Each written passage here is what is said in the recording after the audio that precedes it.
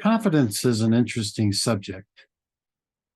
As we discuss all the variety of ways to gain confidence, one of them obviously is through your voice. But another way that we gain confidence is feedback we get from other people. And sometimes it's with perhaps uh, clothing that we wear. If somebody says, man, that's a nice looking shirt, and you're kind of like, nobody said that before. And then a second or a third person says something to you, you're thinking to yourself, I guess I'm looking pretty good today. Maybe I choose pretty good clothes. Or if somebody says, if you're leading a discussion and somebody comes up to you and says, that was really interesting what you said today. I learned something new from what you said that I hadn't thought about before. That gives you confidence. In like manner, if you don't get the feedback that you are looking for or hoping to hear, that can affect your confidence as well. So, as a singer, and this could be used as a speaker as well, but typically as a singer, if a singer goes out and they perform, whether this is on a regular stage or perhaps at a school or even at a church, if no one comes up and acknowledges anything at all about that song, about how well you did, that can affect your confidence as well. Unless you are really well grounded and not in an arrogant way, but that you know that you did your very best and that the message was clear, and you have a confidence about you that you delivered exactly what you wanted. And many times in business, this is what takes place. We don't receive the feedback we want, particularly if it's in a business environment where there is some negotiating going on, or where you are deliberating over facts. Maybe you're negotiating for it could be a raise, it could be a new position, it could be a number of different things, but you're not getting the feedback of, gee, you did a great job there. Hey, you did a super job, but we're not going to give you the job. So you're not getting that type of feedback that you might get if you were performing. But nevertheless, there are little things that are said or little demonstrations from the other person who's in the room that tell you if in fact you are doing a good job and can help build your confidence. Let's go over just a couple of those.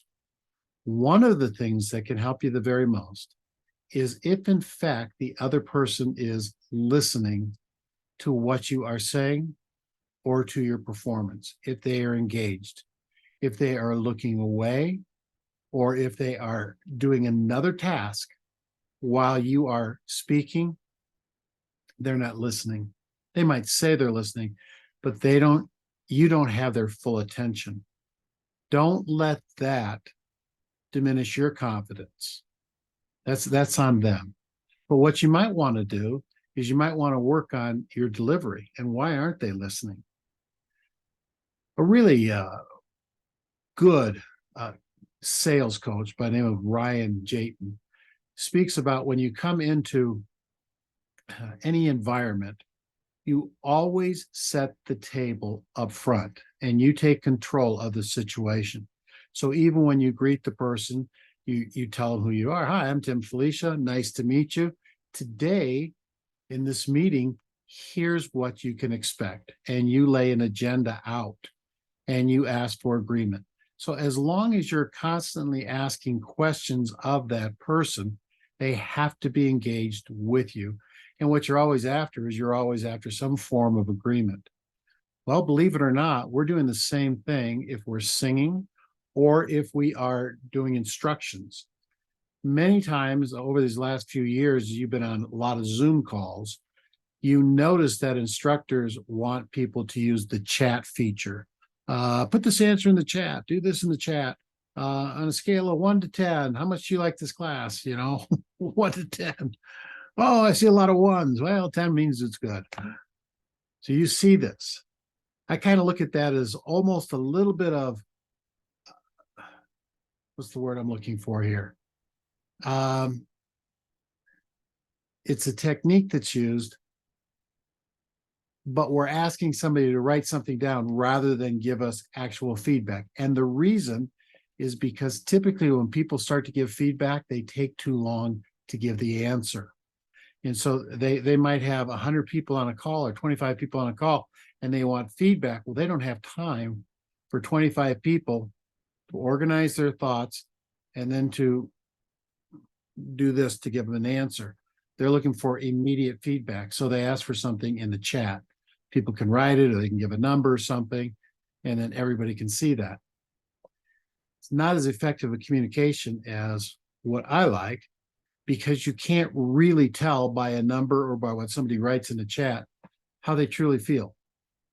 We sometimes hide behind a keyboard, and particularly when it's just the number involved. So confidence is something that we develop in listening to people and their response to us, but also in how we communicate from our side of it. Is, do we have plenty of air as we're speaking so that they're getting a full sound?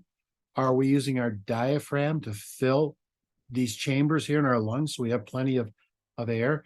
Are we using different pitches as we're talking, or is everything kind of the same pitch? Or do we use different pitches so that it's, and I hate to say, well, I don't hate to say it, but it's almost musical in nature. See how that goes? See, dun, dun, dun, dun. It's almost musical in nature. Dun, dun, dun, dun, dun, dun, dun, dun, dun. Because when we speak in pitches, and it truly is musical. But when we always speak in the same tone like this, then it's kind of boring. Years ago, when I was in high school, we did a song called One Note Samba. Very boring song, but it's kind of effective.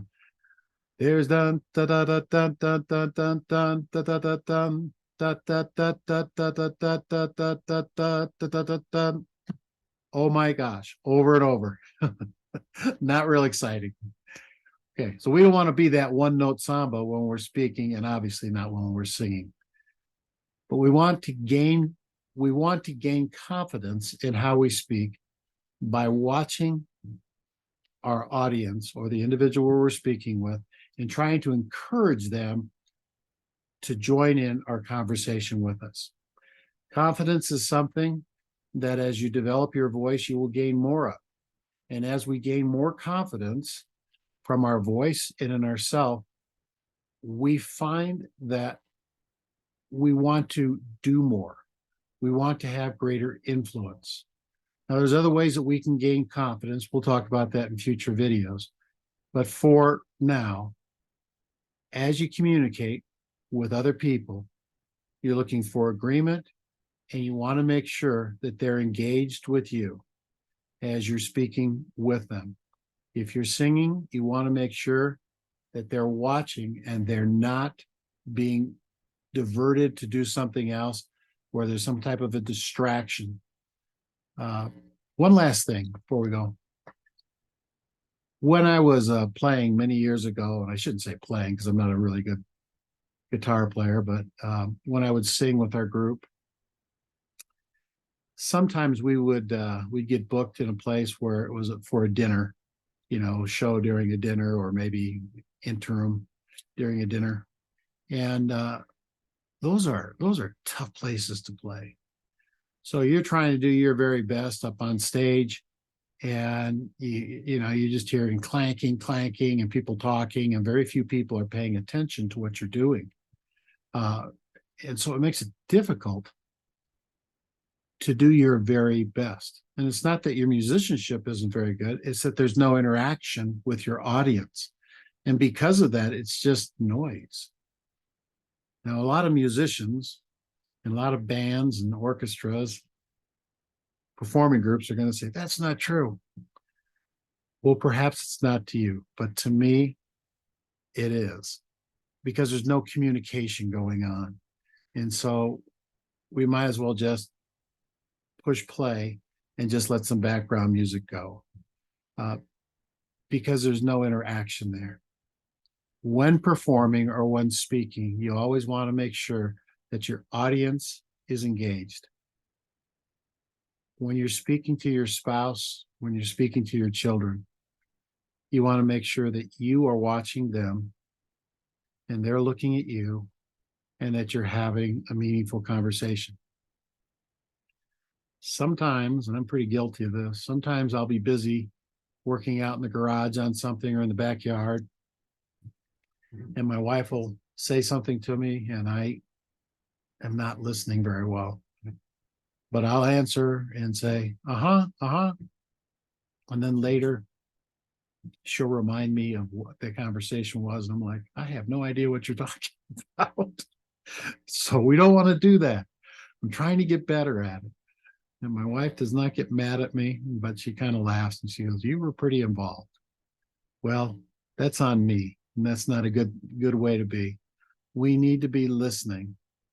And that gives confidence to the other person as well as yourself, that you know that you have importance in their life.